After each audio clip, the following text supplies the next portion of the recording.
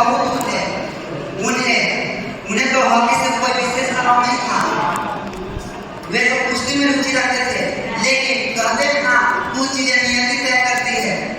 ध्यानचंद को हॉकी से लगाव तब हुआ जब 16 साल की उम्र में ब्रिटिश सेना में शामिल हुए। वहां उन्होंने पूरे गंभीरता से हॉकी खेलना शुरू किया। लड़का लोग का चालू चांदनी रात में प्रैक्टिस करने के कारण साथियों ने चंद या चांद तक बुलाने लगे। वे 1926 में उन्होंने भारतीय हॉकी टीम के साथ न्यूजीलैंड का दौरा किया और अपने प्रदर्शन को चौंका दिया। वहां से लौटने पर उनकी चर्चा पूरे भारत में हो रही थी। लड़के लोग का बहुत अच्छा, लेकिन असली कहानी शुरू ओलंपिक खेलों से। पलामू का बच्चियां बहुत अच्छा बोली। 1928 एम्स्टर्डम ओलंपिक भारत ने पहली बार ओलंपिक खेल में भाग लिया। भारत ने पूरे टूर्नामेंट में 14 गोल किए और भारत को पहला स्वर्ण पदक दिलाया। हम लोग का 1932 लॉस एंजलिस ओलंपिक भारत की टीम और भी मजबूत हो चुकी थी। ध्यानचंद के साथ साथ उनके छोटे भाई उसी टीम में शामिल थे। भारत ने अमेरिका को 24-1 से हराया, जो आज भी रिकॉर्ड है। ध्यानचंद अकेले उस मैच में 8 गोल मारे। 1936 बर्लिन में उस समय पानी गिर रहा था। यह वो समय था जब हिटलर जर्मनी पर राज कर रहा था।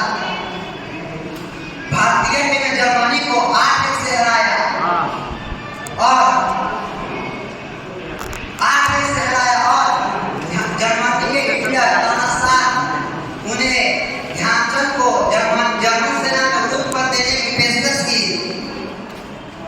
ध्यानचंद ने विनम्र से इनकार कर दिया और कहा कि भारत के लिए खेलेंगे। ध्यानचंद के खेल को देखकर लोग यह मानने को तैयार नहीं थे कि ध्यान नहीं थे कि यह सामान्य इंसान कर सकता है, लेकिन उनके बारे में कई किस्से प्रचलित हैं। एक बार विरोधी टीम के कोच ने रेफरी से उनके टीम को जांच करवाई, यह सोचकर कि उसमें कोई चुंबक या विशेष यंत्र है। कहा जाता है जर्मनी के उस मैच में एक गेंद बार-बार कोच से टकरा रही थी। तब ध्यानचंद ने अपने जूते और अपने खिलाड़ियों के जूते उतरवाए और नागे फाउल किए। उनके सम्मान में नीदरलैंड ने उनके शरीर को काट कर देखा गया था कि उसमें कोई छुपा उपकरण तो नहीं है। ध्यानचंद के जीवन अत्यंत साधारण रहा। वे कभी भी प्रसिद्ध या दौलत के पीछे नहीं भागे। 3 दिसंबर 1979 को उनका निधन हो गया और उनका याद उनका बहुत आज भी जीवित है। उनका जीवन हमें यह सिखाता है कि यही अपने लक्ष्य के प्रति पूरे लगन और मेहनत से ईमानदारी से मेहनत करे तो कोई बात हमें रोक नहीं सकती। लेकिन ध्यानचंद ने उन्हें हॉकी का जादूगर बनाने में सबसे बड़ा भूमिका निभाई। ध्यानचंद ने खेल के साथ साथ ब्रिटिश सेना में भी उत्कृष्ट सेवा दी, लेकिन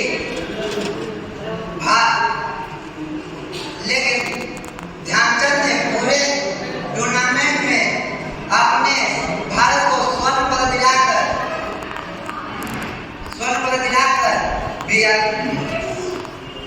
वे 1956 में पद्म भूषण से सम्मानित हुए। उनके जन्मदिन 29 अगस्त को राष्ट्रीय खेल दिवस के रूप में मनाया जाता है। 2021 में भारत के सर्वोच्च खेल रत्न राजीव गांधी खेल रत्न पुरस्कार